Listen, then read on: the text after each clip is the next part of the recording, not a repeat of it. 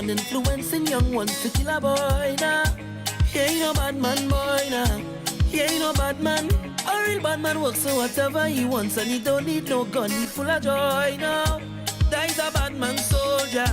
He ain't no bad man. So sit down, rock back. Tell them I don't need no strap to defend my people from wicked and evil. Whoa. So sit down, rock back. Big man look for a walk. You're too damn evil. If they distress my people, then fire go burn them. Fire go burn them. Oh Lord, I said this is the year for love. Fire go burn them. Fire go burn them. Oh, say little boy, you ain't bad at all. Tell me what they're fighting for. What they killing for. We don't need no war now. So tell me what they're fighting for. What they killing for. We don't need no war now.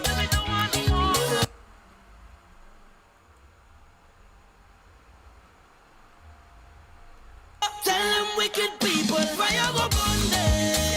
Fire go burn them. Oh Lord, I said this is the year for love. Fire go burn them. Fire go burn them. Oh, say little boy, you ain't mad at all. No, another one just gone. Boy, you beat your chest and smile. Say you's a madman. Another young boy fall. Your soul can't rest at night. Oh, you's a bad man. Bad man is a man who just defend woman and protect the young ones by any means, Lord. You ain't no bad man, boy, now. You ain't no bad man. A real bad man just make his own decisions. He don't need anyone. He only needs God. You ain't no bad man, boy, now. You ain't no bad man. So sit down, rock back. Tell them I don't need no strap to defend my people from wicked and evil. Whoa. So sit down, rock back. Big man look for a walk. You're too damn evil. If they distress my people, then fire go burn them. Fire go burn them. Oh Lord, I said this is the year for love.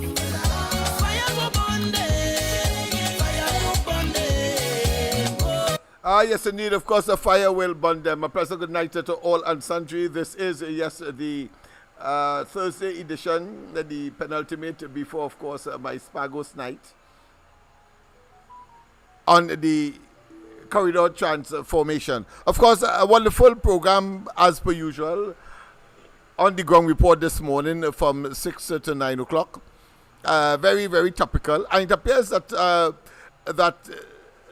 to a large degree, because otherwise, of course, the universal issue is the incompetence, impotence, and the virtual and literal collapse of the PNM as a political organization, as a party that clearly is incapable of managing the affairs of the country. The evidence is so conspicuous, so pellucid, so clear, and so transparent that even Ray Charles, a blind man, could see, or any blind person indeed. So it is against that background we continue tonight on the topic of whether or not the PNM has collapsed. And of course, no doubt, as the music would have indicated, fire not go burn them, but has burnt them. And if you think that is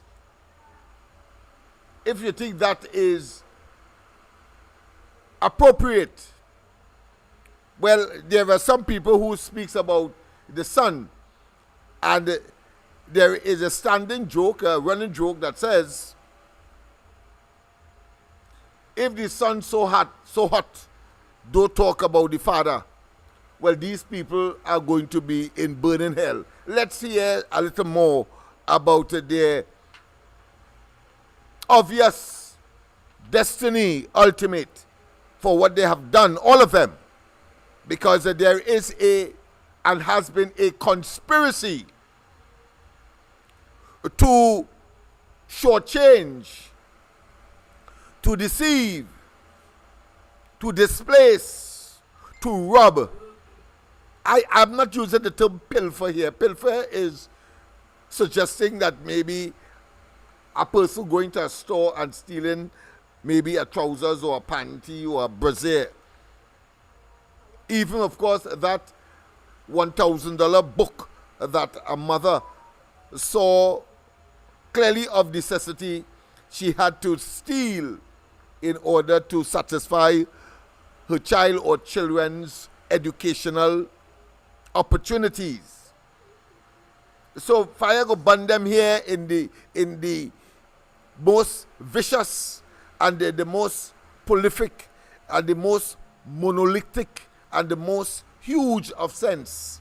Because imagine these people got together just to save Rowley from a criminal investigation as far as the fake oil matter is concerned. And I'll come into that later down the road because the current Minister of Energy made the most asinine statement suggesting some kind of vindication, obviously attempting, of course, to extend that very elastic nonsense that he would have spewed. Very elastic, trying to cover what are the essential elements of the concern as far as the fake oil was concerned or is concerned, and surrounded Rowley. And I say all of this to say fire go burn them from the perspective that the entire cabinet took a decision to close down Petrotrin. And today the result is that you and I could hardly get a US dollar, far less $100, in order, of course, to do some kind of transaction that requires foreign exchange. That is what they did. Let us not waste time and follow some kind of sycophantic, illusionary, and I love to use the clinical or the psychological term, manic depressive psychosis. Yes, manic depressive psychosis is a state of affairs of a human being where they have lost all sight of reality and therefore incapable of determining what is real and what is illusionary. Manic depressive psychosis. The entire cabinet of Trinidad and Tobago, clearly, because of their iniquity, they have conspired to save Rowley, and they put all of us in jeopardy. They have put all of us in jeopardy, the entire society, the economy, and every component of government and the distribution of the God-given resources. They have taken it away by that one fell sweep, the stroke of a pen or the decision of the cabinet, in circumstances where they, in fact, were advised by experts, these nincompoops and these asinine specimens of inhumanity, and these people who really and truly are suffering from cognitive and, of course, cerebral decline, frankly, and that their credentials as far as academia is concerned is not equated with the practical and their ability to implement, their ability to roll out policies, programs, and initiatives in the best interest of Trinidad and Tobago. So we have to say that all of them seem to be fake. Fake. And we cannot hold ourselves responsible for drawing that conclusion, having regard to these kinds of decisions. Or if they do not represent a fake disposition as far as their credentials, who has a degree in in law, who has a degree in banking and commercial activities, and we can go on and on. Rowley, in his case, of course, is a what? Is a rock specialist, a geologist, and of course you have people like Diasa Singh, who is a pharmacist. All of them have some element of academic achievement. So if, based on their performance, and one have to give them credit for, in fact, pursuing a course earlier in their life, of course, leading to where they are today, under normal circumstances, they are entitled to be where they are. But if it is that they have proven collectively and individually to have betrayed, to have engaged in activities that is inimical to the interests of the country and the people who they have pledged to serve by virtue of a certain legalistic commitment and dedication, one of which, of course, is the oath of office to do right to all and to protect Trinidad and Tobago citizens and to deliver as equitable as possible the resources of the country, which they would have been, of course, or which would have been reposed in their care temporarily for the period as prescribed in law, 5 years. And they proved to be betrayers, perfidious individuals, betrayers of that cause. And if we have to give them credit to that, they are not stupid.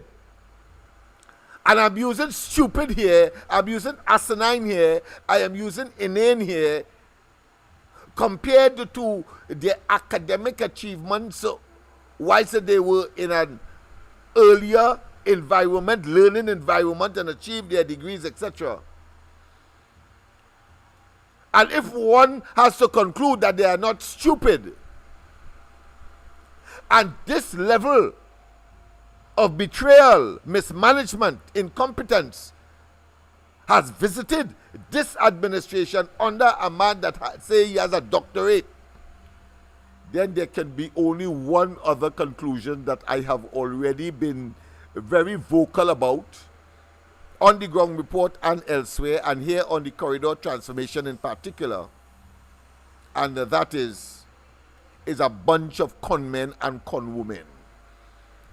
The PNM has morphed into a criminal enterprise, and these people are the major players in that regard. That's the only conclusion one can draw. But I was making the point as well that contrary to all of the experts who said do not close down Petrotrin in the way that they did, leave the major components of that enterprise going, inclusive of the oil refinery, but of course look at staffing, overstaffing, the overpopulation of the entity, and that bill, that staff bill, that labor bill that comes up like a recurring decimal, and find ways and means of reducing cost of operation from that perspective. And that was a fair one. But then the fake oil came, and Rowley said in uncertain terms, instead of calling his Minister of National Security or possibly the Commissioner of Police, because when it is convenient, he of course says that if he called the Commissioner of Police, then of course the people will be castigating him. And of course in other instances, we know that he has in fact done so by his ministers. For example, regularly Hines having press conferences with the police leadership at his side. And then of course all of that is jettisoned. All of that is rendered null and void and of no effect when, of course, he interfered with the operations of the Police Service Commission that is responsible for the recruitment of at least a commissioner of police and deputy commissioners. So what we are left with? We are left with a group of miscreants who have coalesced, conspired to deceive Trinidad and Tobago and to rob us of a major resources that ought to be, for all intents and purposes, equitably distributed according to one's ability and worth. I say ability and worth here from the perspective that when we talk about equitable distribution, it doesn't mean everybody must get a fair share or a equal, let me be more specific, an equal share. No. Because you don't expect a person who is an office janitor to get the same kind of consideration monetarily, of course, as that of a doctor or a nurse or a lawyer. So it is within, of course, what I consider to be a system of meritocracy. Within a system of meritocracy. Once again, of course, a pleasant good night to all and sundry, east, west, north, south, central, in Trinidad, our friends in Tobago, and wherever you are, streaming on the World Wide Web, a pleasant good day to you. Yes, we have until 9 o'clock, and of course, the lines are open, 337-6940, 337-6940. Yes, this is the corridor transformation. Let's go back, of course, to that beautiful introduction, where, of course, very appropriate, Fire Bundem having, of course, laid the foundation for the conclusion that one has to draw whether the PNM has collapsed.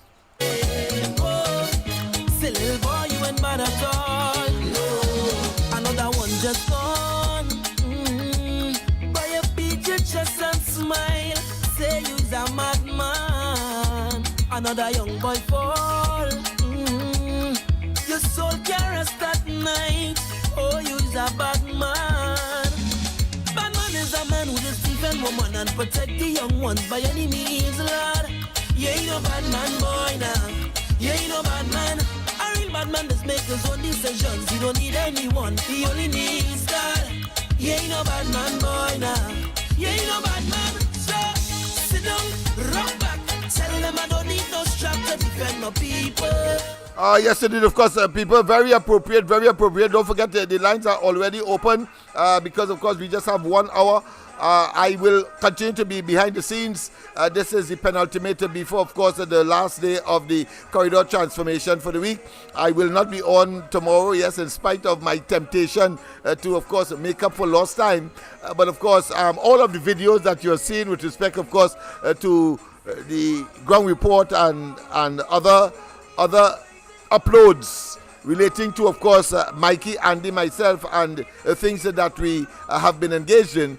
Well, of course, all of that would have been done by yours truly.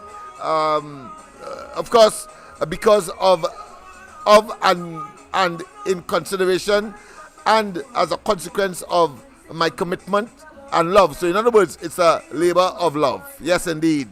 Bad man, a real bad man works so whatever he wants and he don't need no gun, he full of joy.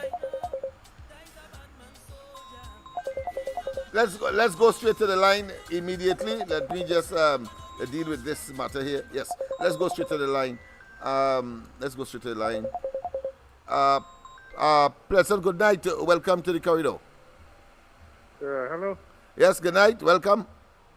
You're on set. I'll call you back. Yes. Sorry about that. Yeah, no problem. Right. I thought you were one of the callers. All right. Yes, indeed. Yeah, all right. Yes, indeed. People, of course, that was a false start, if you want to call that. He thought that I was otherwise indisposed, doing something else. Well, of course, there could be nothing better to do than work with the people for and on behalf of the people. Let's go straight, of course, to my first video for the... Unlike the UNC, we can't lie to the parliament, you know. That gentleman there tell us if we ever lie to the parliament, it is a fireable offense. Well, in the UNC, you have to lie to be a UNC MP. You have to be a damn liar. Now, I mean, a few moments later. that is how dotish Heinz is. And of course, we see Heinz in various, what I consider to be machinations. We see him, of course, as one who did the most spectacular, I want to say, miraculous feat of a human being. He was running in water and at the same time being aerodynamic. So he was being hydrodynamic at the same time aerodynamic, meaning that he seemed to be moving through like Usain Bolt, through water that is supposed to be, of course, resistant to movement. I'm talking about dirty water on the Beetham, when, of course, his constituents ran him out of the Beetham because of his insensitivity and his arrogance and contempt for the people, and believing that somehow because he is present that the people must feel filled. Well, he got a dose of reality on that occasion. But there are other instances where, of course, trying to make the PNM some kind of savior, some kind of messianic entity in Laventille at the Mova Junction there. Let's go straight to the lines. We don't want to, of course, interrupt or to take away from anyone. Pleasant good night. Welcome. Yes, welcome. Oh gosh, Lennox, I'm going to say welcome. Well, Lennox, yes, here now. This water thing, where we ain't going and get water here up in the north for 3 days. Yes. I feel it might stay longer than 3 days, you know, so I well prepared. You better be. And I advance the same to all. I know not to trust them. Yes. And I told you all we'll be going through this. Yes, you did. You can remember that? That was a prediction, yes. That was that was a premonition that you had, yes. Yeah. Not only I predict, I know I predict is like when you're guessing and you know. No. It is so with me. I know about so you weren't divinely inspired. You weren't divinely inspired. It's because you know. What man? All right. Well, I want you to understand me. Go ahead. I told you all about this over a year now and more when they take off the lights and say that, you know, it's a 3-4 when lights went for 24 hours. They make a little test. They come out with a test to see how we would react. And the response they get, you know, from the public right away, they take chance. But what they just do is just what they're doing now, come with all kind of excuse. They want to privatize these things back to oligarchs on the outside. I told you all that long time. Yes. I know the nun, the priest, the pundit, the gunman, right? Which is the gangman and them. People on the outside. Yeah, they're listening to me. But have who are listening, right? They're hearing what I'm saying, but they're more concerned on party and fight for party and fight to be noticed and all this kind of thing. If you notice, them P and them sycophants, them don't tell me nothing, you know. They don't tell me a word. Some of them, if they're on a text, they will tell me, go and make a bake. Why I don't go and find something to do? They can't tell me anything because you see what I talking about. People doesn't have an idea. Let me just pause you for a little second because my apology to those on Facebook. Just noticed that you weren't connected even though I was seeing some signal in studio. So you are on Facebook right now, so you can communicate with your favorite nightly program, the Corridor Transformation. My apology. You have not lost much because of course Miss Arima is here and of course expressing her deep concern, having predicted certain things that would have happened are now unfolding. But go ahead, Miss Arima. Sorry about that. Yes.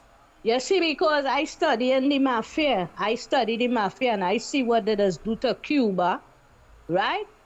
I just see what's going on in Venezuela. I know, right? And Rowley tell the people, he tell all here, he in the mafia, the brotherhood. And up to now, nobody in research and get to find out about the brotherhood, right? A person who have a little idea is one of them opposition. Oh gosh, I can't remember his name right now. Rodney Charles. All right. Rodney Charles. He keeps saying about the oligarchs they're dealing with on the outside. Rodney Charles know a do good you bit of think what's that going on with this government. that is why Rowley has always been annoyed when Rodney Child tells him, for example, go to Guyana if he feels that he would be in a better position there, because we're always talking about Barbados and Guyana. Right. And not But realizing that's that all he could tell him. his incompetence is Because what is Rodney Charles know a lot, Parry too. I just listen to them fellas, you know. Not now, you know, but long time. I just check them out. okay. I just take in what they're saying, and I know they know. But somebody blocking them, right? I don't know who it is blocking them, right? I can't accuse anybody, but they're getting blocked, All right. right? We can't be coward out here. So what I want to tell the citizens, we better pray they start to do us this kind of thing. Punish us with the lights. The mafia have a code. And he have that code. But what I know is they just punish the citizens. And the more they punish us, the richer the oligarchs and them just get. You ain't hear he tell you? The rich have to get richer. Yeah. I heard that. I think I better play that You tonight. heard that? He said that. He just play it all the time. Yeah. I better do that again tonight. They Let me just do it get tonight. richer every time they persecute us, they punish us, and make life hard for us. They have the secret code and that have meaning. I told you all that. And it's dangerous for people to be coming out with all this kind of thing, and it's nothing from the opposition. And you told me many months ago that they're dealing with proxy. Last night you Caller, told the just hold on, citizens of this caller. country. I have another caller on the system, so just hold on if you can. All right, go ahead, Miss I'll take Arima. a little while again. You Yes. told me that they just have proxy. Yes. People saying they only have the activists and them doing everything, and it's truth. They could get blows for that, you know. People getting fed up, you know. Mr. Balgobin Maraj, if he didn't put that matter before the Privy Council where Rowley didn't want to have local elections, what would have been our position? Nada. Absolutamente nada. Because the opposition took it to the courts here. And what? Zero. And then they come saying the sycophants for the opposition, oh, it's the opposition. And same speed with this situation here with Jindal. Is a normal citizen mako the situation with Jindal and find out. Sleeping Beauty said that with she own mouth, she called the person name who gave her the information about Jindal. If he didn't do that, and this is why I keep saying they're sleepy, because the kind of things I talking about long time, they're nowhere near. They're never interested to find out. But I always know the longest rope happening and it reach. And a lot of all you will depend on this woman from Arima. Because Andy take him out the other day and say he need information. I vented now, eh? He need information from Miss Arima. But you can't be talking, not Andy, eh? But it have people who can't be talking to callers. You hear? The way they want to talk to them on the air, and then after grin and say, if you can't take blows, don't come here. Key callers like myself, key callers from all in Tobago, you have to cherish them because all you're dealing with a lot of illiterates that we have to help. Right? We, the callers who have good information and so, right? They are the ones to educate the ones who cannot use devices. That is where the illiteracy come in.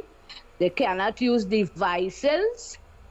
They don't have the patience. It's hard to learn. Some of them don't have. Up to today, I hear a man calling, I ain't hearing all you how long, and they don't know.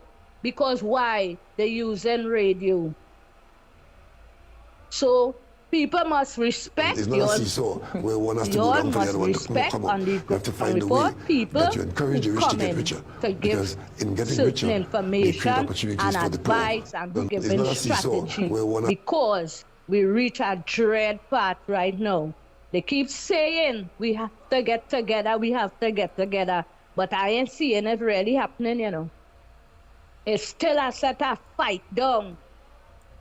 Right? Nobody must tell me how to talk. I give enough contribution, all kind of information for the little bit of years I joined this fight with all you. Right? They don't tell me how to talk. If I call Camilla Sleeping Beauty, if I call the opposition Sleepy Opposition, it's because I want them to wake up. Yeah. Anil Roberts, where you? I am hearing you. He's one that's come out every minute and talk something. I ain't hear him talk about this situation yet. So I want to hear you. Where you? Yeah, you will call it from the bellowing from the corridor. Last time he was talking about Jindal, so he troubling Rowley. Rowley, where you? I hear you. And Rowley too. I want to hear you. I know he damn glad. So you're mocking back. You're mocking back. I like how we song now. I like how we song. Yeah. From time to time. He song real kicksy. Yeah, okay. Right? So what I want, one more thing I want to say is, go ahead. Right? Rowley laughing all now because the people of Trinidad and Tobago are stupid, including the ones in the UNC. Them sycophants, because they feel they're brighter than the P and them sycophants, but they damn dotish same speed. All right. Because they're getting to learn about what's going on here, to push, to jam Rowley. So this thing will just be for about the next few days, right. And Rowley going to be very happy. He will get away with the stupidness he did the other day by not attending the Organization of America's emergency meeting. Yes. Good night. Same to you, my dear. Thank you very much, of course, your contribution, well noted and, of course, received. Yes, people, that is the level of discourse that we must have. And people, have a duty and responsibility to speak frankly. Of course, while and within, of course, a certain, what I consider to be decency parameters. And while I may disagree, as I have a right to, and you have a right to in relation to me, we may disagree. Let us not, of course, descend into barbarianism, because, of course, in a democracy, whilst I may disagree with you, I will defend to the hilt, at the same position you must also have, my right and your right to speak, because freedom of speech within certain parameters is permissible, right, in a democracy. Otherwise, we do not have a democracy.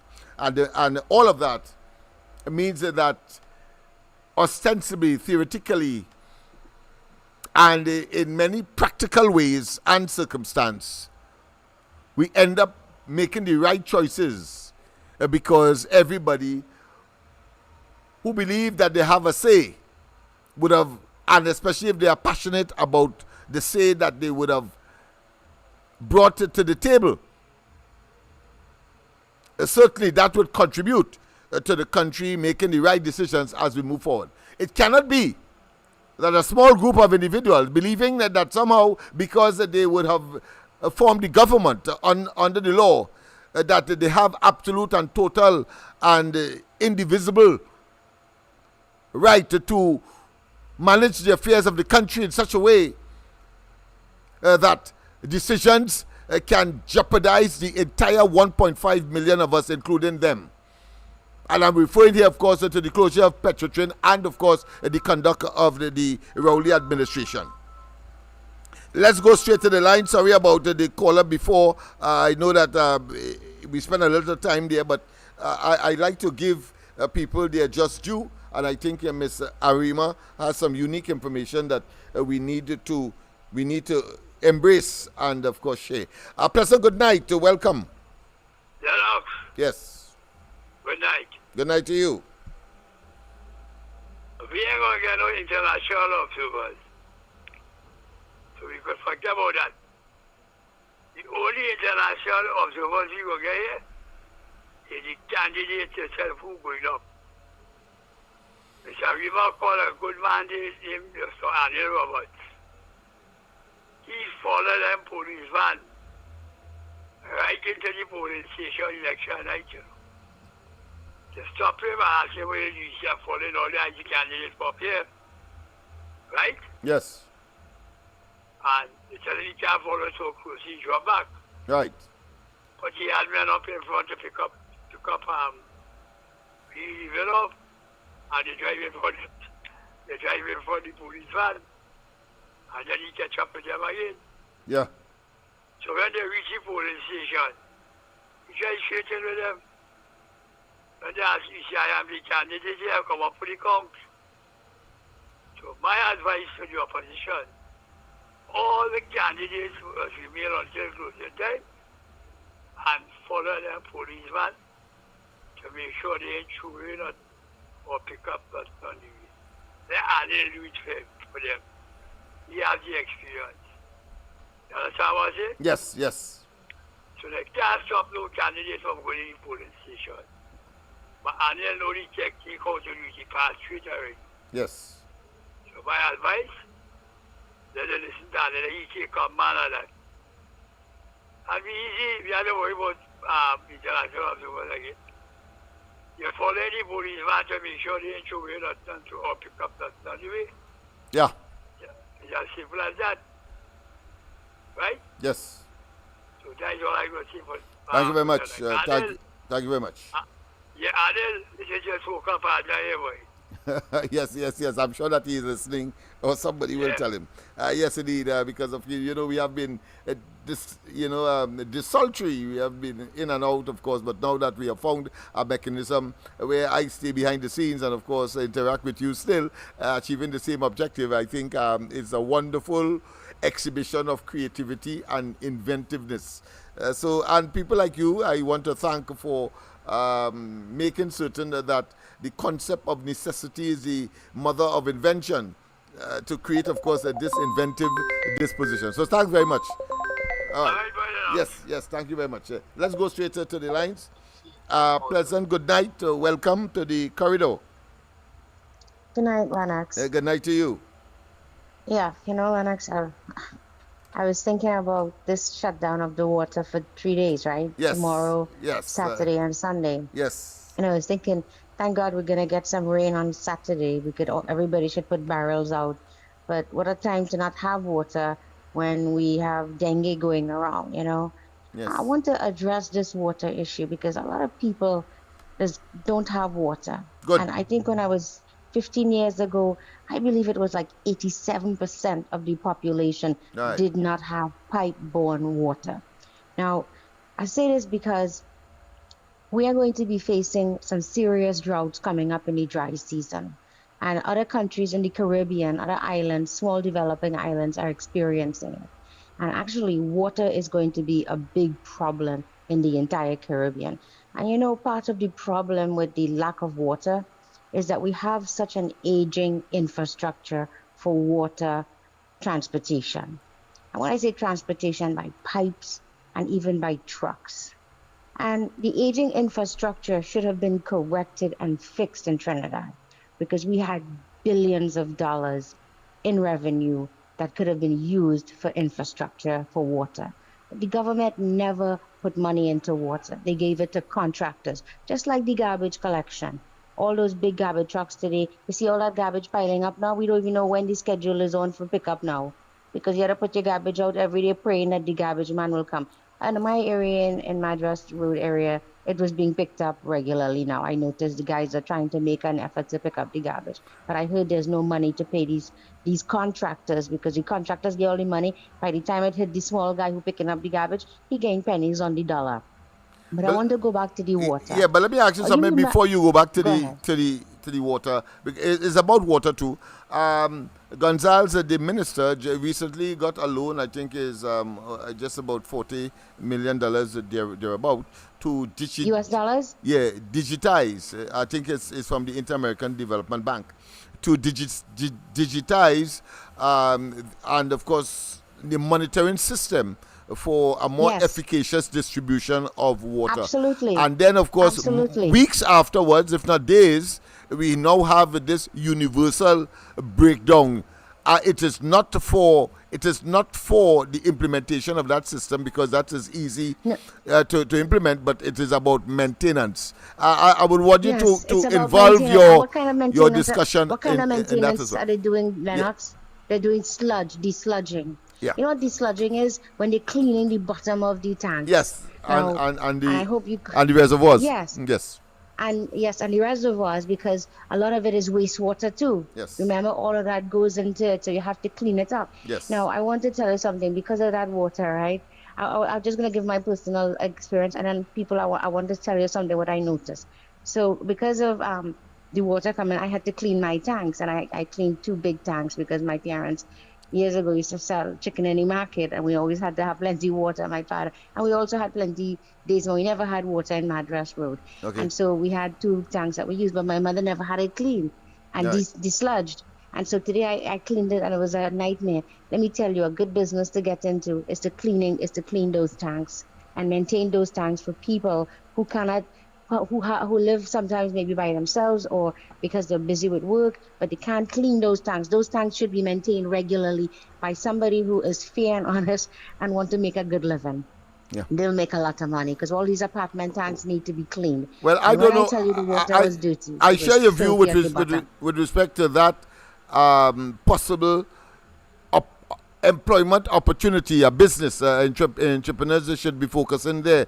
But as you were talking, I want to go back to Gonzalez. Yeah, go ahead. No, just before that, let me just introduce a kind of hilarious situation with Rowley. When Rowley picked up residence at the diplomatic center, he said that somebody plugged some pipe. And they were spending a huge sum of money to maintain. I remember that. Yeah, to maintain. Yes, it was in 2016. He said that. 2017. Yes. To maintain the swimming pools, and then he broke it down to a particular number. And he said, "Well, listen, you don't have to clean it every day." So he paid people for 3 days a week.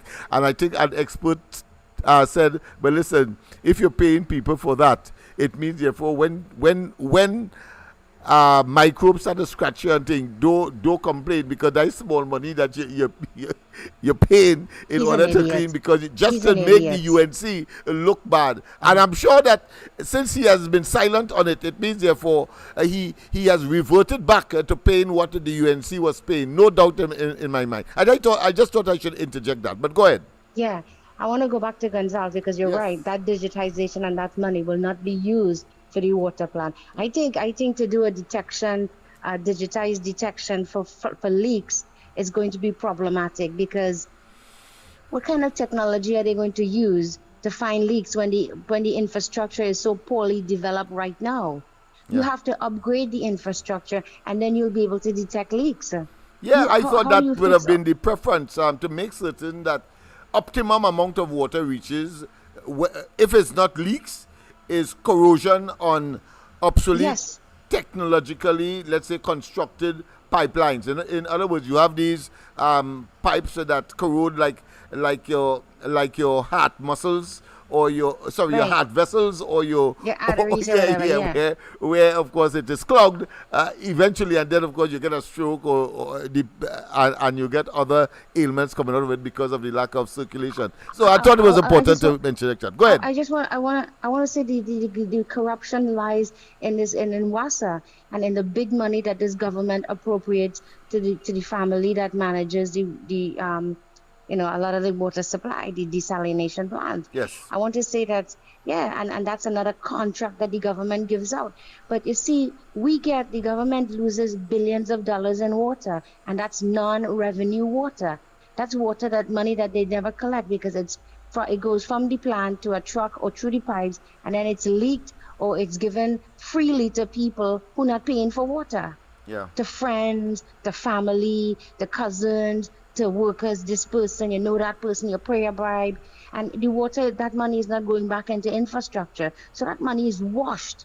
How many times we drive in, even now, and you're seeing leaks in the road? Yeah, yesterday on the beach, non-revenue water right there. Yeah, just about Mova Junction, just as you're approaching one spring, when we look, spewing in the air, and when we look, it was injured, I should say. Injured. I mean, it's a huge pipe. Something. It reminded me of the pipe that those guys died in. First thing has a diameter that is huge. Yes, yes. You dog well back. You dog well back in there. Yeah.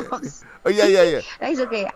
But Lennox, the thing about it, this is what I'm talking about, the kind of negligence and mismanagement and corruption. Because if we had good workers and we had good supervisors and good ministers, or just even we deserve better, just better people running it and efficiency, everybody would get water. We wouldn't have to wait.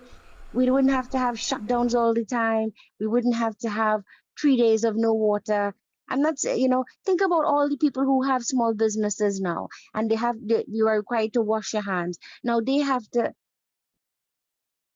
What are you saying? No, go ahead. I was referring to something internally. Go ahead. Okay, yeah, I'm saying that all of these businesses are going to suffer financial loss, but you know who's going to be making a lot of money? The guys who deliver in water, and the people who sell in water, like Blue Waters. And the Coke industry, because Coke does sell water in Trinidad. So it brings us to the point whether or not this thing is orchestrated, because I mean the minister himself said that he unfolded a well-oiled water distribution this system. Is a billion-dollar industry. Yeah, this is like the garbage industry now. Yeah, so, participating elements are the consequences of that corruption. Yeah. So WASA itself, we understand elements of WASA have been orchestrated, have been the forefront of that, generating shortage in order to generate a market and put people in a desperate situation where they have to purchase something that ought to be free.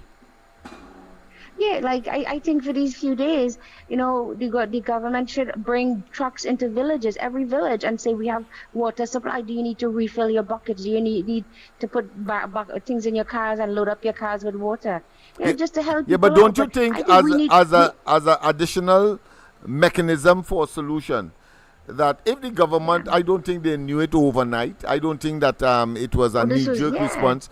But what I'm saying is, why it is that there were not a public relations blitz? Why wasn't it, of course, spewed all over the various media? Spend some money on telling people that they ought not to purchase water, etc., and that too would have been what I consider to be a deviation or a deterrent for persons so engaged, and they therefore minimize the impact that it would have both on the authorities and on those persons who have planned.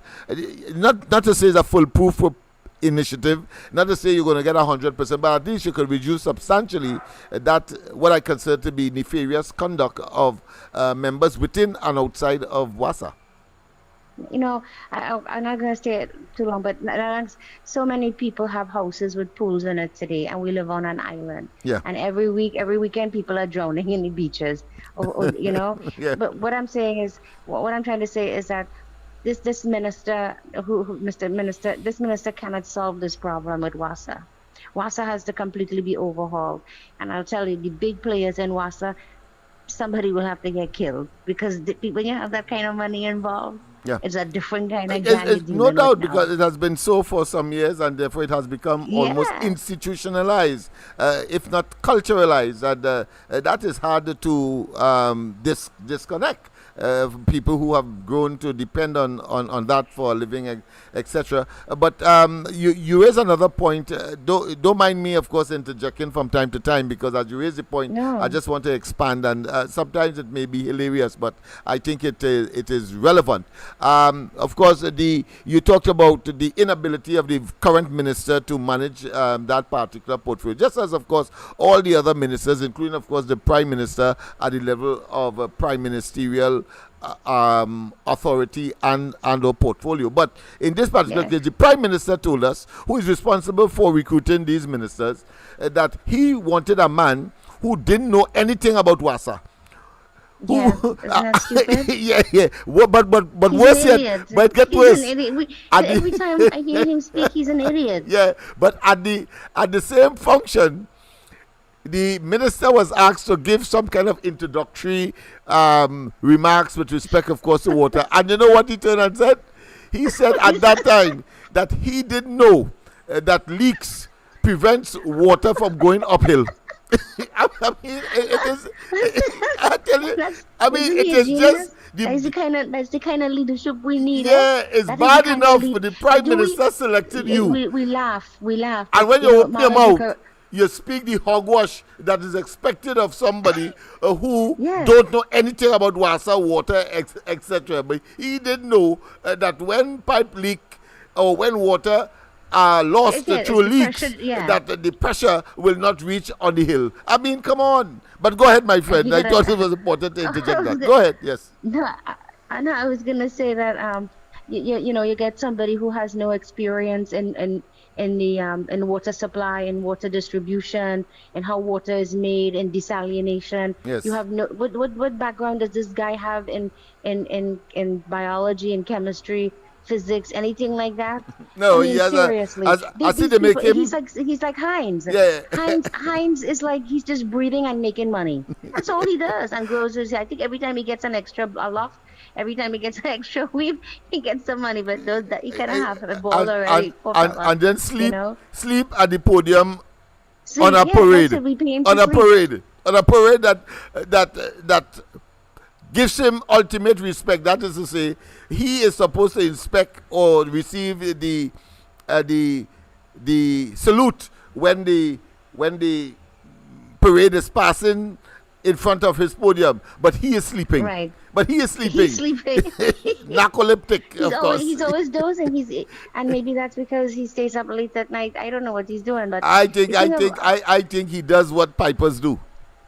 He never gets up in front of a camera and speaks to us and gives us hope.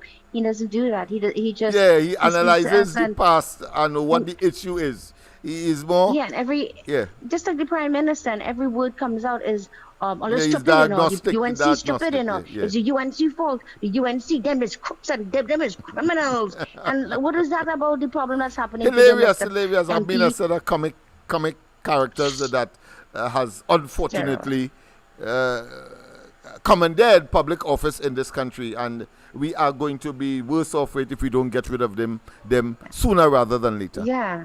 And I think we need some good small businesses to really tap into opportunities now to help people and make decent money, because there is money to be made in this country. If we erase corruption, we go open up the market for other people.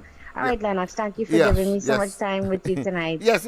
I want to have a different disposition on how we interact. I think that kind of discussion, I introduce something that you might have introduced or might have overlooked. I bring it to your attention. You then, of course, bring another issue that I may have overlooked, and we get more information, coming out of the interaction than just I being a monologue and you being of a similar nature. All right, thanks very much for your intervention. All right, take care, Leonard. Yes, indeed. Really enjoyed this one. And of course, I started that process, as you would recognize, those of you who were on last night, with, of course, Miss Santa Cruz, who, of course, officially is what I consider to be my external contributor. And therefore, as the people get to know and make their contribution, certainly we'll have to reduce the amount of time that is allocated to any one person. But Ms. Santa Cruz I will want to engage Ms. Santa Cruz on a regular and lengthy basis. Saying that up front. A pleasant good night, welcome. Good night, my dear friend. Good night to you.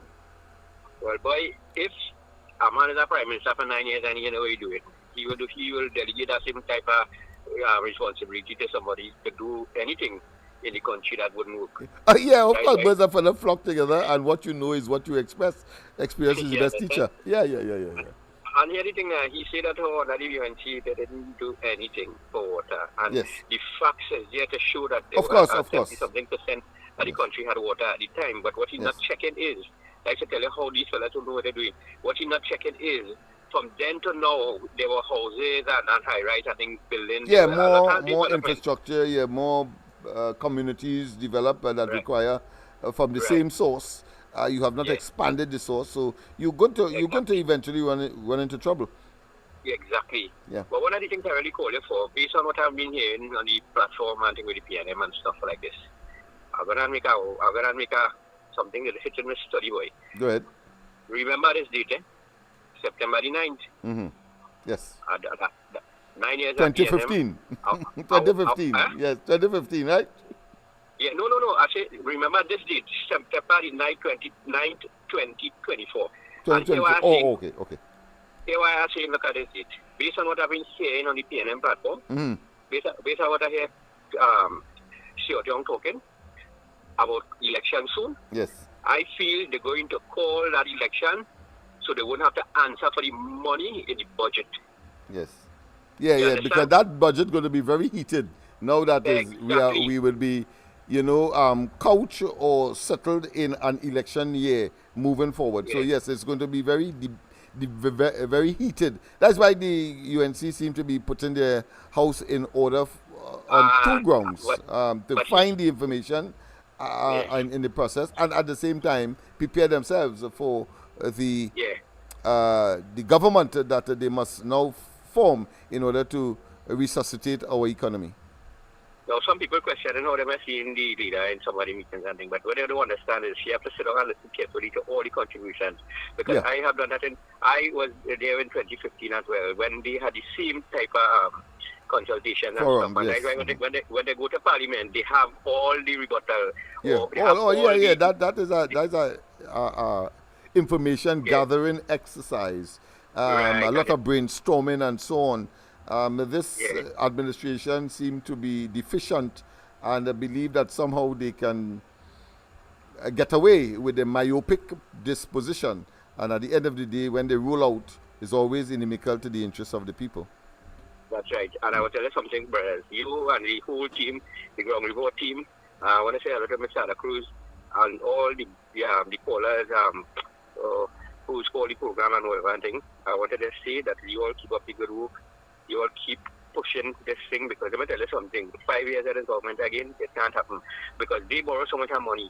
I don't know what we're going to do in the future. I don't know what we're going to do. They borrow so much money. They don't know what they're doing. More than anybody else more than anybody else, and I'm sure into the future as well. Yeah. This man is totally incompetent. I want you to be able to listen carefully. Listen to our down to earth something, right? Right. They said that the UNC stole money here, stole money there. Then the Prime Minister come up on a tripod a chat and telling you what money NGC had, this had, that had the other, right? So which means it had money there, right? Yes. They say they borrow money to save, and they borrow money to pay loan, and they borrow money to pay the heritage and civilization fund, which they're using right now, okay? Now, that is how sometimes people can save, right? You borrow to save. I know about that a long time. You borrow, you pay there, you pay no interest, like companies and who will do it, right? And because if you go to save money every week, you find something to do with that money as you get it. So if you know you have to pay a loan, what you will do, you will make sure and find that money to pay that loan, and you have your money saved in the bank, right? That is a knowledge you might want to think about. But the thing is, they come into power. 9 years at them. Now, let me tell you something. They're talking about this COVID. Oh, they had COVID to face it.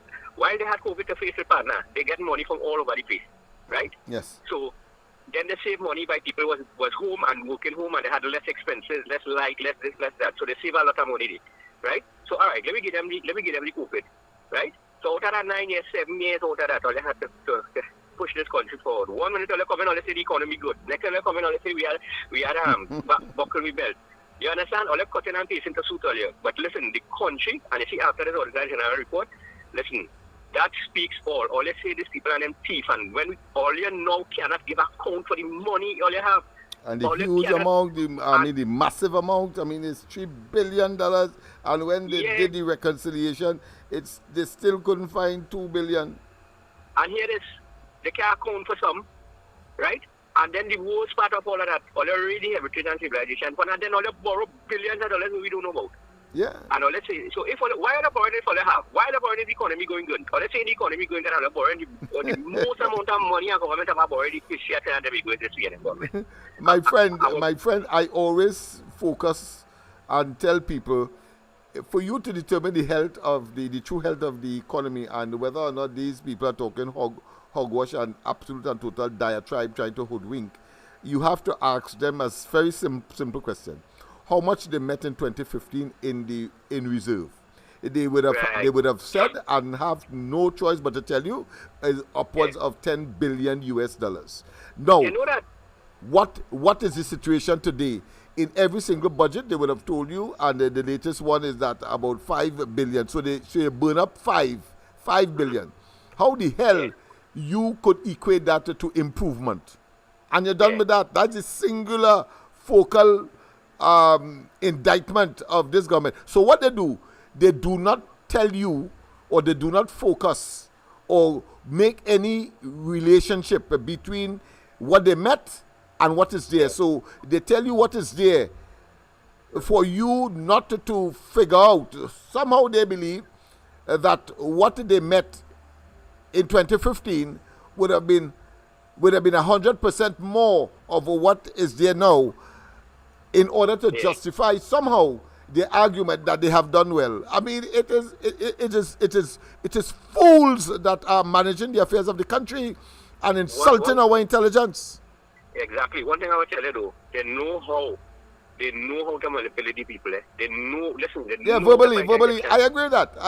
Because it does be ad nauseum. It does be frustrating. It does be agonizing for people every morning. People like myself to be, of course, having to direct people's minds to these conspicuous, what I consider to be infringements and hoodwinking, and you have to bring it to people's consciousness every morning. I think that to me belies what the rest of the Caribbean thought of Trinbagonians, that they are well educated, that they are conscious, that they are numerate, and that they are literate. But sometimes I question that. Yeah, and one more thing before I go, Lennox. Yes. And I want to send a message. I want the opposition leader. Yes. And I want the opposition, all the senators and every single minister. I want them to do something for the sake of this country and the citizens. I want them to take a good look at themselves. When this PNM come in power, they stain the UNC for years to come by saying one thing: they empty the treasury, and that will live in their mind forever. So to change their mind about the thief is a very difficult thing. So what we have to do now, when we get back into the government, every single minister have to take a good. If you know your teeth are bread from somebody, tell Lily. Yeah. Don't allow this government again to face any allegations on any one of them. From councillor, come back to every single one of ministers, because that is what the PNM that have the UNC in opposition for. All they have to do is to create a thing and say the teeth, right? And that is what we have to be careful about how we dealing with these people. If all they know they have skeleton in the closet, please step down or let the leader know, so she will know how to handle it. You understand what I'm saying? I hear you. Right? Yes, so thanks. Good night, my brother, and nice program. You're singing good today, boy. Thank you very much. Thank you very much. I work hard to accomplish that. All right. Well, I just wanted to say I apologize if I take too long on the program. No, that's quite all right. That's quite, because I try to change up the format a bit by having these conversations. So as I told the caller before you, you may raise an issue that I would want to expand upon. I may raise one that you may want to expand on, or we're not aware of, and therefore the listenership and the viewership out there are to benefit as a consequence of those interactions. No longer must we have this what I consider to be singular or narrow discussion with each other, and there are so many other variables, so many other impacting issues that we can also raise in just the few minutes that we would have encountered each other. Yeah. All right. So once again, thank you very much. Yes, no problem. Yes. Have a blessed night. Same to you. But that caller, of course, the one before raised a number of issues, but we started with the whole question of water and the fact that we are facing the prospect of over 500,000 persons, almost half of the population, being without water for at least 3 days. And I share the view of that caller that if they tell you 3 days, they specify 3 days, it means therefore the possibility that it will be more is real, having regard to the misinformation, disinformation, incompetence, and of course hoodwinking by this administration. So they tell you something to make it acceptable, to make you, and once they catch you in that vice, they then turn on the heat, and next thing you know, you're paying property tax, and you're paying, of course, exchanging polymer for cotton notes, and next thing you know, when you go to the bank tell you, listen, you have to leave half of your money here, or come with some extraordinary excuse as to how you get it, because they will send you to the FIU, the Financial Intelligence Unit. And of course, one time, if you have a 100,000 home, you find it difficult to of course, go and exchange it, because you have to answer all these questions that could land you in trouble. So you prefer, of course, to burn it. And of course, the government end up getting that money, and they continue, of course, to do their mismanagement con job that they have been doing. But that being as it may, a pleasant good night. Welcome to the corridor. Yes, Lennox. Yes. I call any again. Yes. Now you just use a word there, barbarism. Yes. Right? And I find the word I should have used is barbaric, because barbarism is the act, is the verb, and it didn't have nobody chopping off people head and thing when they call it. We might talk barbaric, right? But I want to tell you, of course, as a teacher of grammar, listen, right? As a teacher of grammar. We have to talk that way because we are talking, we're dealing with tyrants. Yes. You see the way in which Miss Madras speak with her accent and all of that? Right now, this position we reach in here, we don't need that. We need power. We need heavy power. You see how Annie Robert does talk with power? Miss Santa Cruz, your co-host they call Mikey K. It's power we need, because we're dealing with tyrants, criminals. Them kind of soft approach and thing, it ain't gonna work. But I ain't saying she mustn't call, Miss Madras. But coming down here, we need power. Black people following this party, and black people need no soft approach. Black people is warriors. And if we, black people, is activists in this party, we need plenty power to come out for this tyrant we're dealing with here. So I let people know this is no soft thing with Rowley. Come out with power. All the power activists, they have to keep up with the barbaric approach at times. The barbaric voices is what we need. Have a good night. Yes, indeed. And very, very significant because under the ground report, and even here on the corridor, the fact that I would say every night that Rowley is a blasted rapist and a pedophile, don't believe that it has no impact in terms of the belligerence or the warlike approach to treating with a fella who clearly knows no other avenue or lesson except fighting fire with fire. That's why we have often said that as three Africans on the ground report and on the various platforms that we have developed individually, the PNM finds it very difficult to address that. Now, if we were Indians, for example, it would have been easy for their propaganda machinery, and I say propaganda here very specifically because the last caller seemed to believe that somehow that the propaganda that the PNM spreads appear to engulf people in such a way so as to take action and influence their belief. And so, whilst it may be fueled by deception and falsehood, by fakeism, the people seem to gravitate to it because of a very well-oiled propaganda machinery.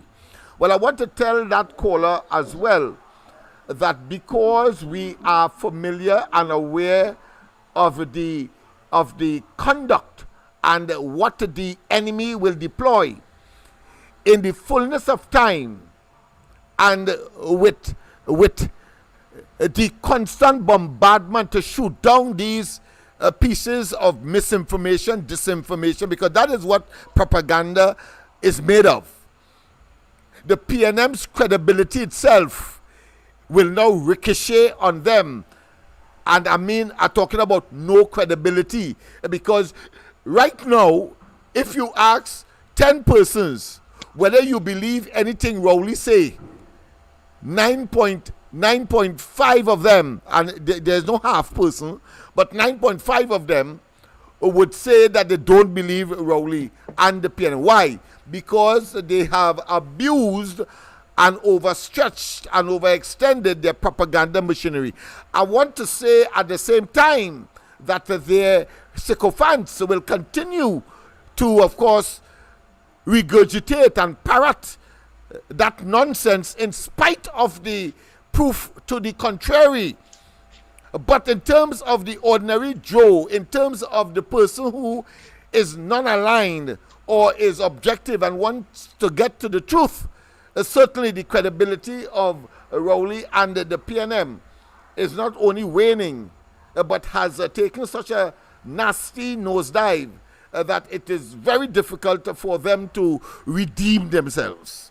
So I want to make that very clear. So, in other words, the point I am making is over time, the credibility, that is why I have been from time to time saying that this man will drive the PNM because he has been more vicious in terms of lies and deception for their personal aggrandizement and to deprive the population and the realities of our circumstance as we go about our daily lives is such that is no way people could, applying a modicum of common sense, be able to say that Rowley and they has any kind of credibility. That is something that I want to make very, very clear. But the question of fearing Rowley and their propaganda machinery is a real one. I accept that. But I just want to say that over time, especially the young people who are being educated, who of course engage on a daily basis with the technology, information technology at and information at your fingertips. Rowley, and they will have the PNM itself will crash into the dustbin of history once they continue with that which they believe they have been successful electorally and gain government as a consequence. That playbook will have to be burnt, and the people will burn it for them. A pleasant good night. Pleasant good night, Mr. LENNOX. Good night to you as well, my friend. How are you going? Well, of course, I'm being creative. I'm no longer in front of the camera. I'm behind the camera. But, of course, we found a way to get the information to you and for us to interact. Very, very good. Well, you always do an excellent job. You keep the good fight. Thank you very much. Just me adding a little bit to the program. Go ahead. Good night to the callers. Mr. LENNOX, remember I told you a couple of months ago that Dr. Rowley, although let me say doctor, because he ain't no doctor. Let me say Rowley. Obviously. He weaponized every independent institution against the citizens and against their opponents, right? Yes, no doubt. So Rowley have a plan A and he have a plan B. His plan B, I'll go to the plan B. His plan A, he's in office, and he have to give the date for the general election. Right. And his plan B is to steal the election. Right. Because he knows himself that he cannot win. But he's not going to play fair because he's not a fair man. That's right. He's a very dangerous man. He's even dangerous to Trinidad and Tobago. Yeah. And we must do all in our power to remove that. I don't even know what to call him anymore. When I saw him the other day walking with emancipation thing, we have more people walking with the dashiki. But what we really own, what control we really have. The two sides of the store, when we walking up to the Savannah way, everybody just keep events. None of the Africans there own nothing. I'm not trying to change the program. I'm just trying to direct what he stands for. He stands for nothing. Yeah. Get the rich richer, and he just didn't tell them get the poor poor. But we've seen it as we go along. Right. So we have to unite, bring a united front in order to remove this wicked, evil man they call Rowley and all his henchmen, every one of them, and they mustn't get away, you know.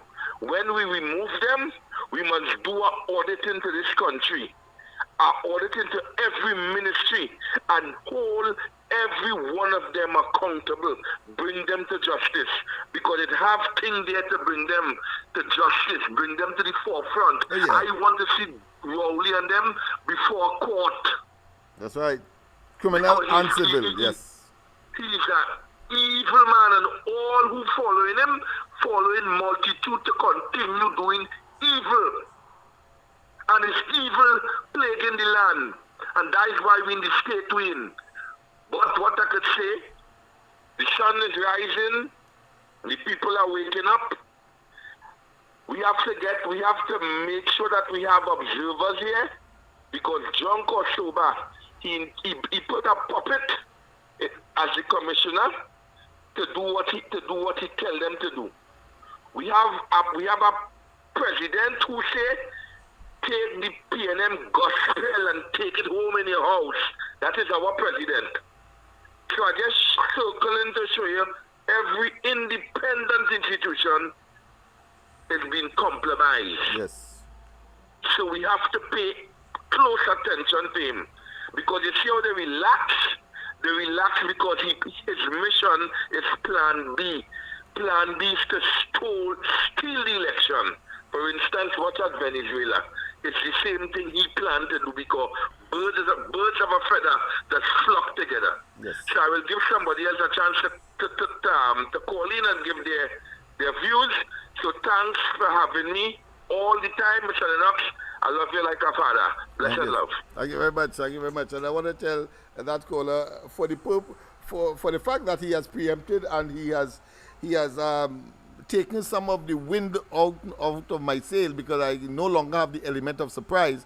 I was going to, of course, to mention the whole question of what he described as Plan B. So I want to tell him go to the top of the class for anticipating what I would have been one of the issues that I would have raised tonight. But before we go there, let us, and of course, we still have to deal with the question of WASA because remember, I have no program tomorrow night, so I want to be as efficacious or as efficient as possible. But let's go straight, of course, because he mentioned, as a previous caller did, the whole question of the rich richer and the poor poorer, having regard to Rowley's utterances. But so in dealing with the lies, I will return to this video that has been suspended for a while now, with Al-Rari's face, of course, a wretched individual, a person who is a conman of extraordinary nature in terms of fleecing our capitalizing and parasiting on the treasury, talking about his buildings and his family, sapping from the state, and then of course his criminal behavior as Attorney General, the Vincent Nelson matter, and of course that so-called indemnity agreement that is despicable, that requires, of course, some serious forensic analysis. And as the caller rightly said, when they would have demitted office, clearly they must face both criminal and civil, and the civil justice system. That being as it may, let's go straight to Rowley. It's not a seesaw where one has to go down for the other one to come up. You have to find a way that you encourage the rich to get richer, because in getting richer, they create opportunities for the poor. It's not a seesaw where one has to go down for the other one to come up. You have to find a way that you encourage the rich to get richer, because in getting richer, they create opportunities for the poor. Let's say him again. It's not a seesaw where one has to go down for the other one to come up. You have to find a way that you encourage the rich to get richer, because in getting richer, they create opportunities for the poor. It's not a seesaw where one has to go down for the other one to come up. You have to find a way that you encourage the rich to get richer, because in getting richer, they create opportunities for the poor. So yes, I thought it was important, of course, to mention that, but let's go back, of course, to the lying nature of this administration: deceptive, evil, wicked, diabolical, and of course have no compunction as far as misleading the population for their own aggrandizement and lining their respective pockets, not only their respective pockets, but certainly their friends, their family, and those who they prefer and rather. Let's get back to Hines and, of course, Al-Rari making the bold statement that Kamala Prasad-Bissessa's family benefited from housing accommodation and so on. And when, of course, he realized that it was a blatant and unadulterated lie, deception, of course, he had to face the embarrassment of reneging. Unlike the UNC, just start we it, can't and then, lie of course, to the I'll parliament. pause. That gentleman there tell us if we ever lied to the parliament, it is a fireable offense. Well, in the UNC, you have to lie to be a UNC. Right, let me pause and let me take the call. Pleasant, good night.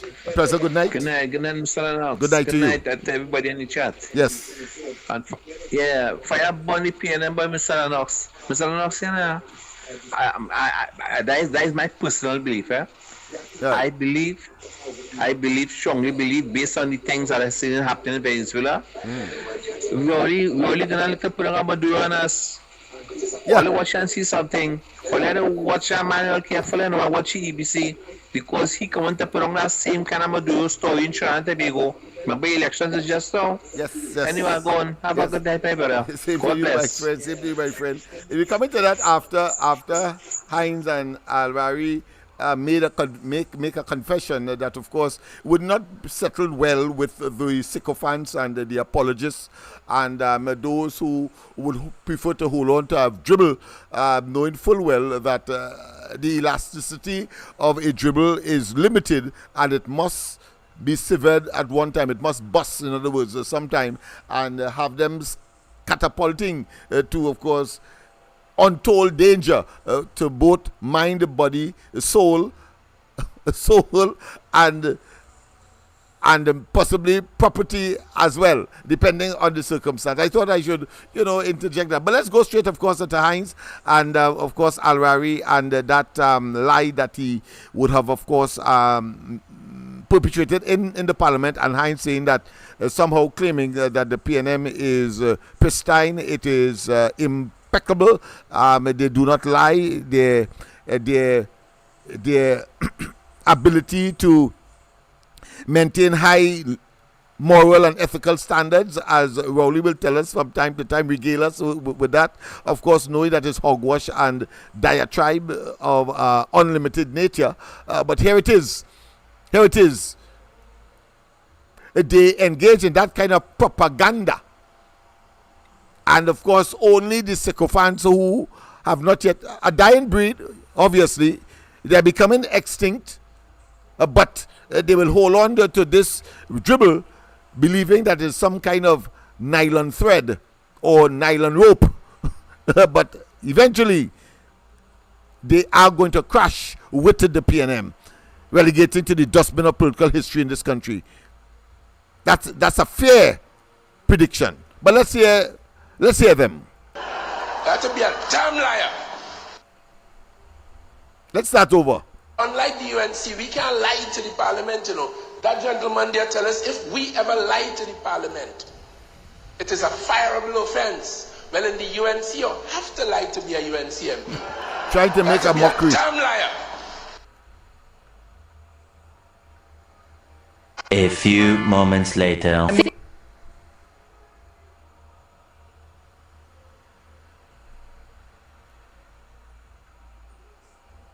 A few moments later. I can categorically state and confirm. Let's say that a few moments later we missed that. Kamla Prasad, Bicesters, members of family, all receive. Few moments later. Kamla Prasad, Bicesters, members of family, all receive rentals from the government. That's what he said boldly in the parliament. I can categorically state and confirm this is the that rebuttal. no family members of the member for Siparia benefited from any government rentals. This matter, Madam Speaker, is grounded on the fact that the member for San Fernando West deliberately misled this honorable House, and by extension the viewing citizens of the country, as he knew or ought to have known the statement he made was a deliberate untruth. It was false and it was incorrect. Request for clarifications. He apologizes to Kamla Prasad, conclusion of my contribution. So he shamelessly It has comes come out to my attention and hear him. that the member for Oropuch East has since refuted my statements, which reflected upon the member for Siparia. In those circumstances, I withdraw my statements and hereby apologize to the member for Siparia. Reflected upon the member for Siparia. In those circumstances, I withdraw my statements and hereby apologize to the member for Siparia. Reflected upon the member for Siparia. In those circumstances, I withdraw my statements and hereby apologize to the member for Siparia. That is what we have. Propaganda right through. Lies upon lies. We can't lie to the parliament, you know. The government is not closing down Petrotrin.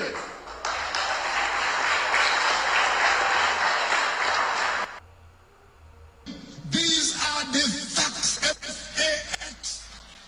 The member for Oropuch East has since refuted my statements, which reflected upon the member for Siparia.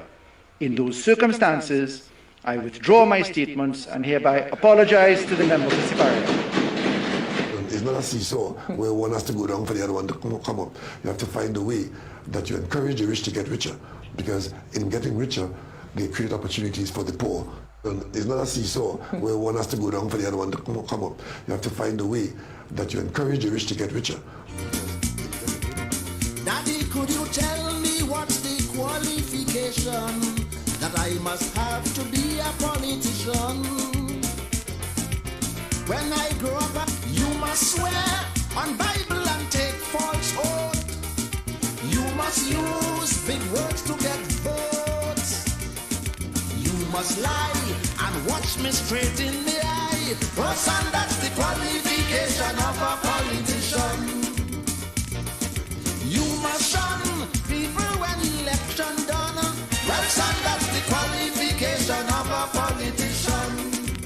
I think, of course, no doubt, Chalk just said it succinctly, and maybe we should take another look at it.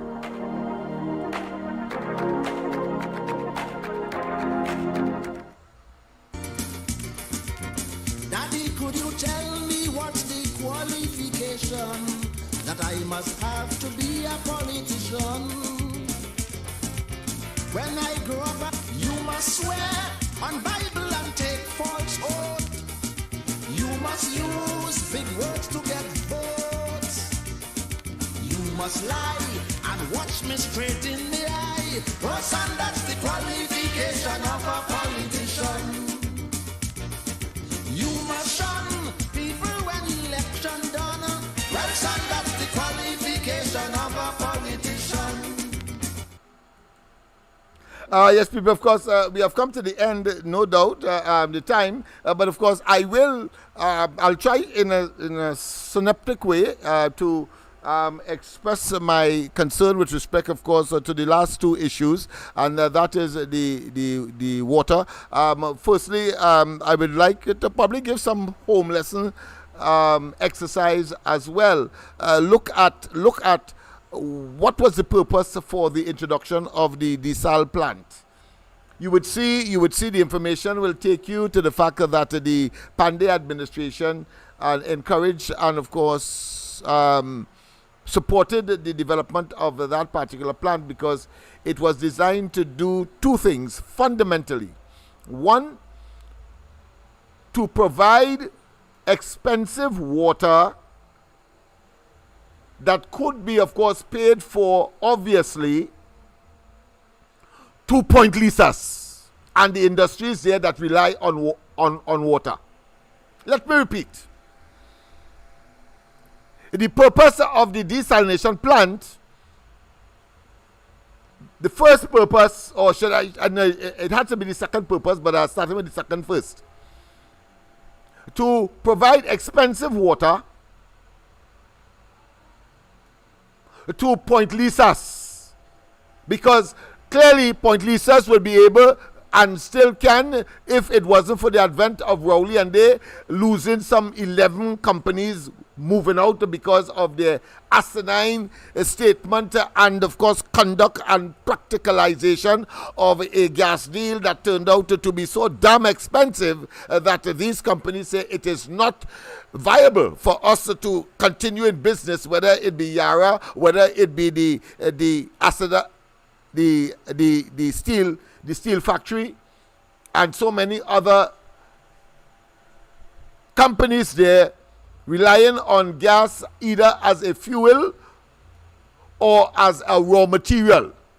So let's not waste time. So the purpose was to provide expensive water because Point Lisas companies would be able to afford it. And as a consequence of that, the water that would come from Wassa, not the desal plant, but from Wassa, that would have been serving Point Lisas, will now be diverted to the what I consider to be the domestic grid. In other words, make more water available to the ordinary person in Trinidad and Tobago. That was the two reasons, the latter of which is the greater one, because there was the concerns that people were not getting water, and that therefore the UNC, under, of course, the astuteness of Pandey and, of course, a UNC government, because UNC clearly has always had some kind of higher sense of nationalism and people-centered and advancement of the country. So the desal, let's face it again, the desal plant was supposed to provide Point Lisas with expensive water because they could afford, and the water that Wassa was supposed to be providing to Point Lisas, because there were no desal plants, so Wassa was providing all of the water for all of the country, whether industry, whether domestic, whether it be anything in between, commercial, etc., farming and so on. That water that was being sent there, quite a large sum of that water would now be diverted to the what I consider to be the domestic grid, so that you and I could get a greater and more consistent and reliable supply. That was the deal. What has transpired? your information gathering and your research would lead you to a Manning administration, who, because they were getting difficulty in supplying the domestic grid,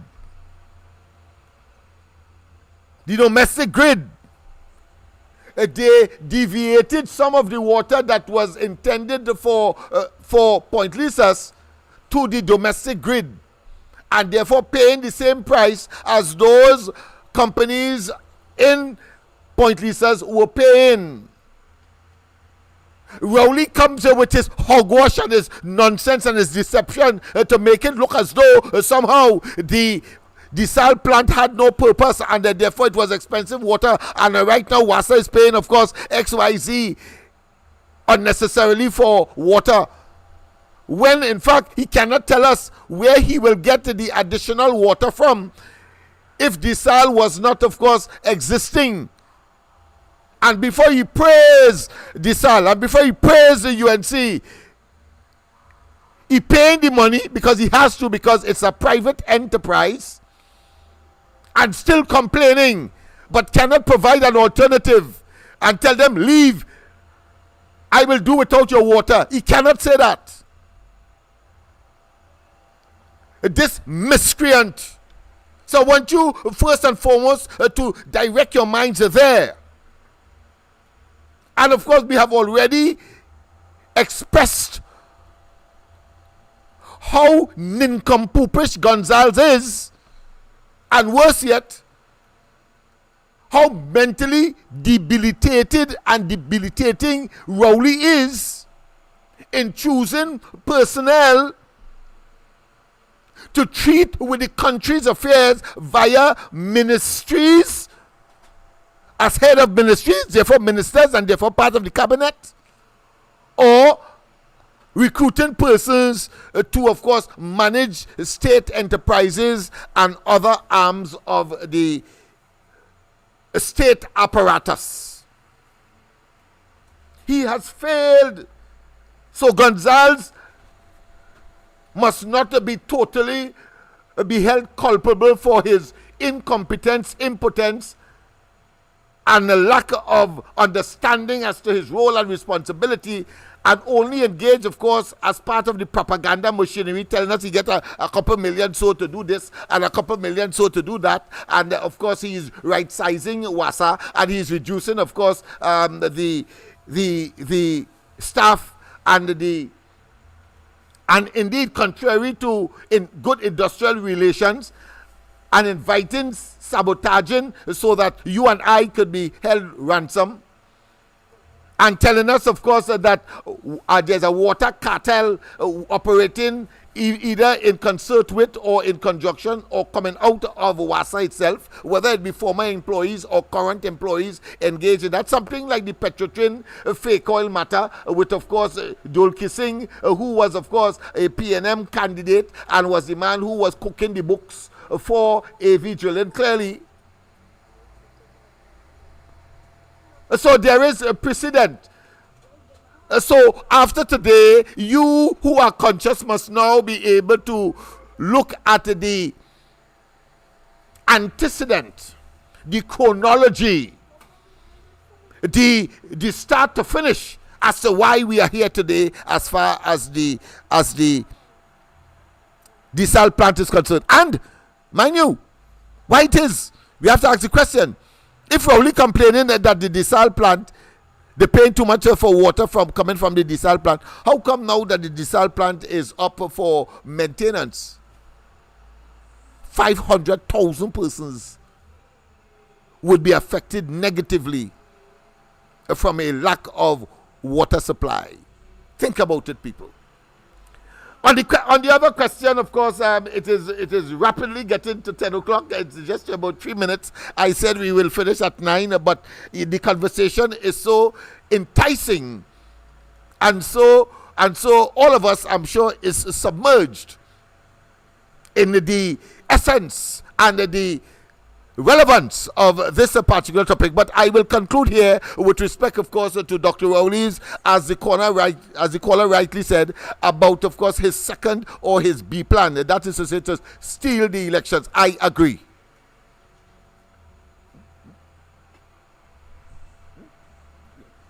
Yes, I agree, people. His intention is to, but either by serendipity, meaning by chance, by divine intervention, that is God intervening, his plans seem to be unraveling and very conspicuous. And just like his plans for Tobago, in going to the parliament and politically greedily, power hungry, introducing 3 additional seats so that EBC can do his dirty work for him, and they in fact did his dirty work. But the people in Tobago had a different story because there was divine intervention. Well, I say to you that we too must now be subjected as a people, as members of the electorate, to divine intervention. Because despots and evil people like Rowley, they can only prevail once good people throw a blind eye or remain complacent. That's not waste time. And so, people,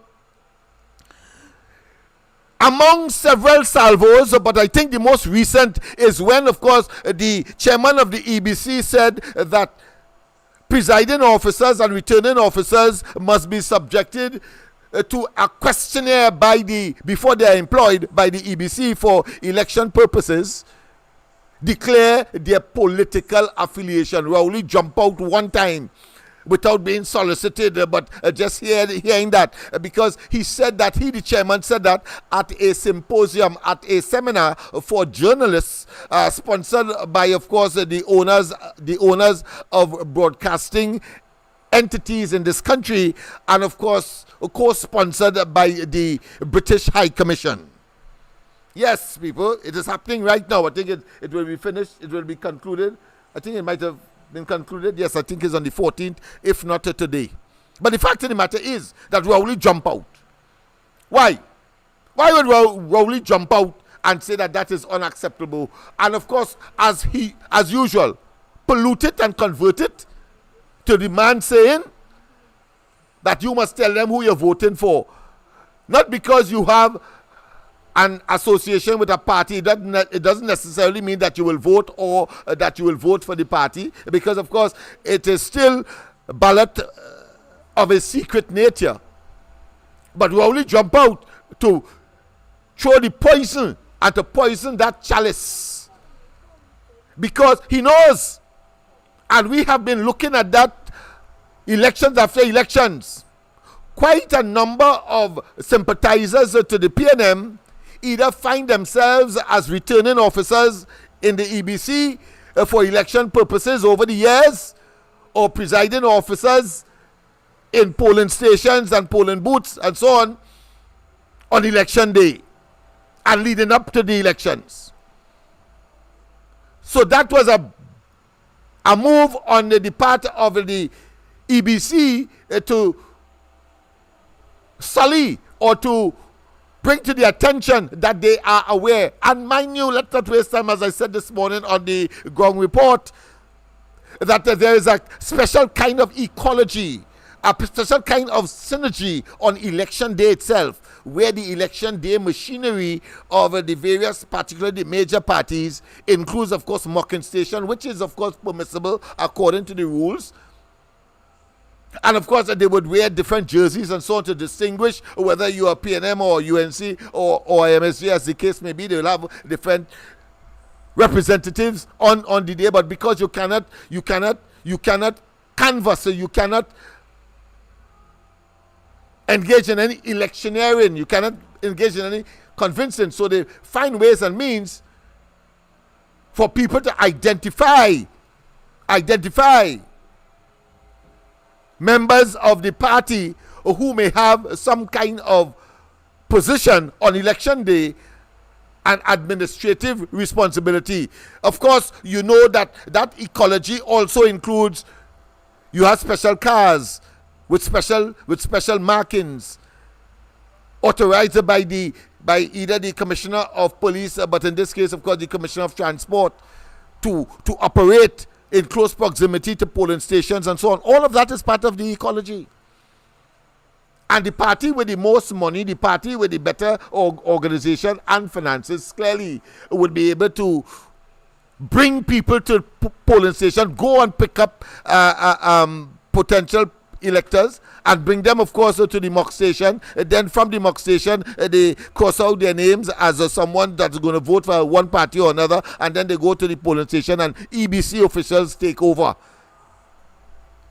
I am saying all this to say, and Mikey, of course, and I want to tell him congratulations and go to the top of the class, even on the corridor transformation, because he was very perceptive.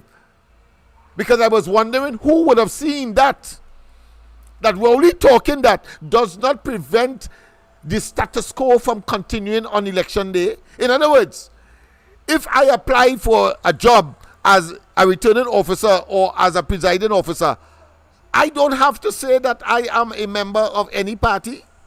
That is my business. And whether or not there is a questionnaire on my application form for the position via EBC as an independent entity responsible for the management of elections, the fact is that I can't say that if I don't want you to know. And there's nothing you could do about what somebody go and say he's a PNM what, and what they gonna make me do? Or he's a UNC? We're gonna make them do? Bring the party card? Or you will go to party headquarters and find out if that person is a member. I wish them luck. Who going and spill the beans on any member that they want to, of course, vote for them so that they could get into government? So Mikey was correct when he concluded that is not what ought to have been said, even though it was said, and even though it may raise some consciousness as to the system and the deficiency thereof. But the chairman had to go further, as Rowley ought to have done as well, by finding a way to couch and to say that because you are so concerned about the integrity of the electoral process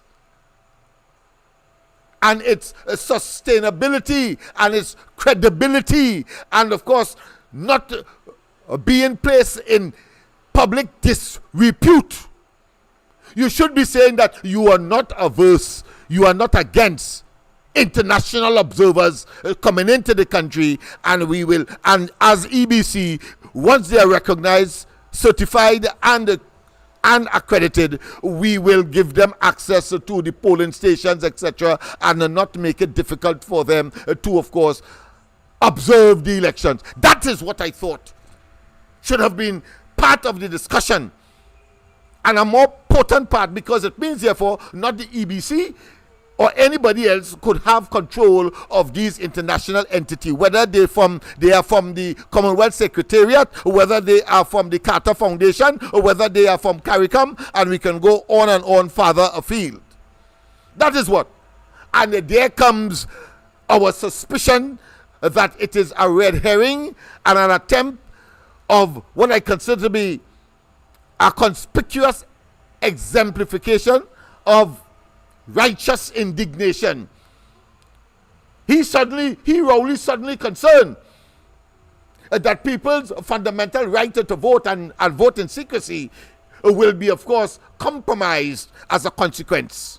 Without, as the EBC chairman, without going further to say that as a consequence, we believe that the greatest transparency and accountability, and of course, consistent with what the intention ostensibly of the chairman and what gave rights for him making that statement, Rowley should be saying that yes, he is in total agreement and must send the salvo out right now, that of course international observers must be part and parcel if you really want to have a transparent, accountable and uncompromising elections in this country. Rowley, conscious and well know that he has been part and parcel of the undermining of that process when he of course contacted the chairman in 2015, the chairman of EBC, and asked him to extend the time as was revealed in court documents.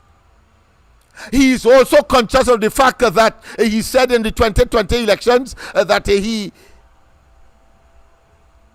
would write to these entities, knowing full well that COVID would be an impediment. And so these entities also knew, including, of course, the Commonwealth Secretary. We have the document, so I say so without fear of contradiction, and the veracity of which cannot be questioned.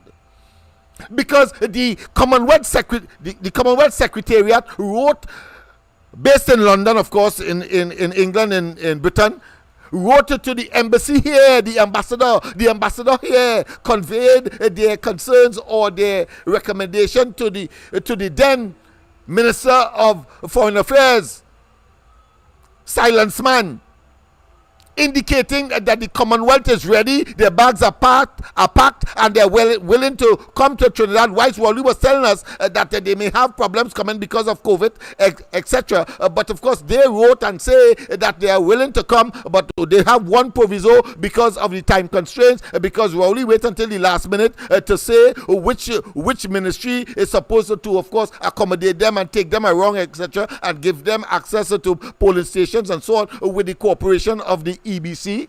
Yes, all of that took place, people, but the Commonwealth Secretariat said to them in writing through the embassy here, the British embassy. They said, I have a copy of the letter, so they cannot tell me that I am not talking the truth of this matter.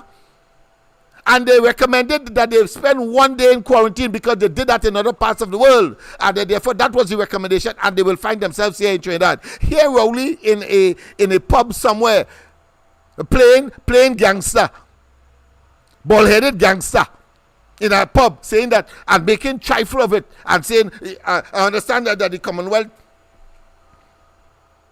may want to come, but if they do, they may have to spend the entire period of 14 days quarantine in a hotel and watch the entire exercise on TV. That despicable, antiquated, and of course anti-democratic individual, barbaric, evil, wicked, diabolical, unpatriotic, and should be relegated to a psychiatric prison. You ever say a prison for the mentally deranged? That's where Rowley should be, because he is a recidivist. He is a multi-infringer of decency and what is right and what is ethical and what is legal in public office. So he should be in some kind of mental criminal asylum, spending the rest of his life. That's how I see and feel about this matter. You cannot be so crass and so dogmatic and so bold-faced to talk that kind of talk, knowing full well that the people did not come. And then we start to hear about ballot paper all over the place, and EBC itself suddenly recruiting Grand Bay. Yes, Grand Bay, that company that Rowley and them gave $5 million and say that they want to, of course, protect and to preserve employees of that particular company, a toilet paper company. Yes, in Arima, I went there too and I see their operations. Just so out of the blue, they allocate $5 million, but you know, they were recalcitrant and they were doggedly insistent that it will not help the employees of ArcelorMittal, who had to close down because the labor minister couldn't strike a deal, and the government did not make an intervention to save jobs and to, of course, protect our steel industry. Yeah, so Grand Bay, after the 2020 elections, was recruited by the EBC. Guess to do what? After, of course, much talk about ballot paper being found in different parts of the country, in the east in particular, in Arima, Grant Bay was recruited by EBC to take multiple ballot paper and other election accoutrement. For what? For recycling. So therefore the evidence doesn't exist. But if international observers were here, they would have had a very hard time in making that kind of move. So Rowley created the environment for the disappearance and the destruction of the evidence as far as the stealing of the 2020 general elections is concerned. It didn't matter to him as to his reputation and the population's view and the need for making sure that the electoral process is transparent and accountable. No, he did business with that. And I will tell you why. Because after the damn elections and Kamala Prasad Bisesa sent the salvo that she is not accepting the results, they were panicking all over the place. Imsbert was up and down in newspapers and of course radio stations and television stations saying, well, they're only delaying the inevitable. Look at the margin of victory and all of the kind of hogwash. Whilst of course 5 candidates were bogged down in of course recounts. Remember that? And I remember very distinctly the comments of both Jolene John and of course the candidate for Tonopuna at the time, the Senator Nakid, when he was saying that the entire process was designed by the EBC to frustrate them. So when they expect counting to resume at a particular time, it was resumed before, but only with PNM there, PNM representative there, and a number of other things, including of course questionable signatures on ballot paper, etc. And I say this not without any non-reference to what has transpired recently when the PNM was on the losing end, when the PNM found that the situation was too close for comfort, when the strong possibility that the UNC would have won that seat. I'm talking about the Lingua seat. You remember that? When of course a signature was questioned. Look how many signatures were questioned coming out of the recount in the 2020, but no attention was paid by the EBC to that, because the PNM, they conclude, would have won the elections, whether questionable signing of presiding officer's signature and the questioning of the signature itself became an issue. They were hurried like the PNM to go to President's house, and once of course the oath of office is administered, there's hardly anything anybody could do thereafter. That is why they were so damn hurried. So let us not waste time. Rowley and they, both the chairman, must also, still it's not late, if you're so concerned about transparency and accountability and the integrity of the whole process, then tell us that you are not averse to the presence of observers and how you would accommodate them, international observers. And Rowley, instead of being vitriolic, instead of being derisive, yes, instead of being critical, must also say that he is prepared as a superior mechanism to make sure that we have elections in Trinidad and Tobago free and fair and free from fear, that he should signal now that international observers will be part and parcel of this process.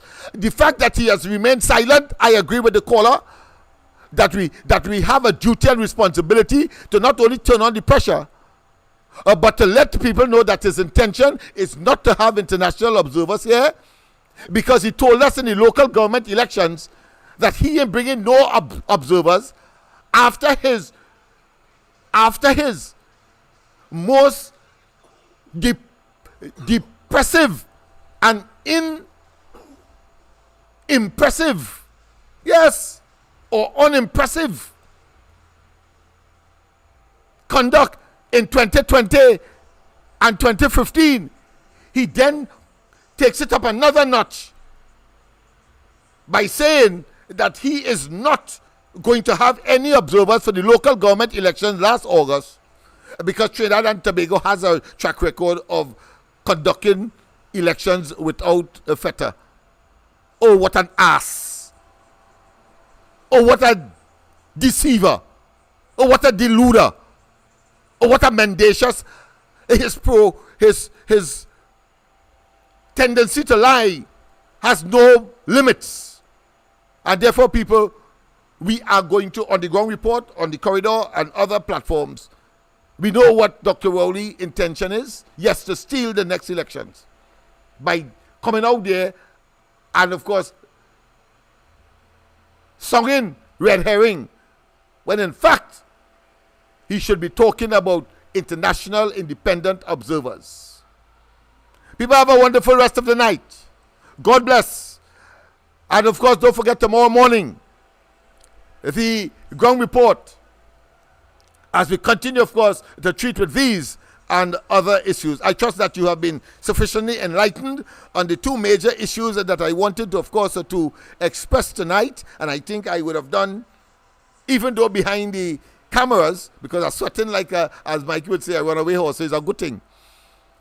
But the fact of the matter is that I have done my duty, you have done yours, and we will meet the challenges. Because as it is said, and it cannot be overemphasized or limitedly reiterated, that when good people remain silent and complacent, evil will always prevail. And Rowley and they clearly, as the Roman or the Greek saying goes, who the gods wish to destroy, they first send them mad. So he's sending salvos, he's sending indications, these are harbingers, and that therefore we must take note. Take note. His silence on observers, international, speaks volumes. That's his intention. It's to steal the next elections. So people, we have come to the end. Have a wonderful one. God bless once again. And of course, now is the time! No! The time is no! No! The time is no! Now is the time to vote them out! The time is vote! No! Hey! What time it is? No! What time it is? No! What time it is? No! Now is the time for action! What time it is? No! What time it is? No! What time it is? No! Now is the time for action! Now is the time to cast your vote! Now is the time to start to work! Now is the time we bring your hope! Now is the time for action! Now is the time to take a stand! Cause the UNC have the plan! Put up your hand if you understand! So let's all join together as one. If you believe that the time has come, election day when you stay in your hand, it's for the UNC and the rising sun. What time it is? No! What time it is? No! What time it is? No! Now is the time for action! What time it is? No! What time it is? No! What time it is? No! Now is the time for action!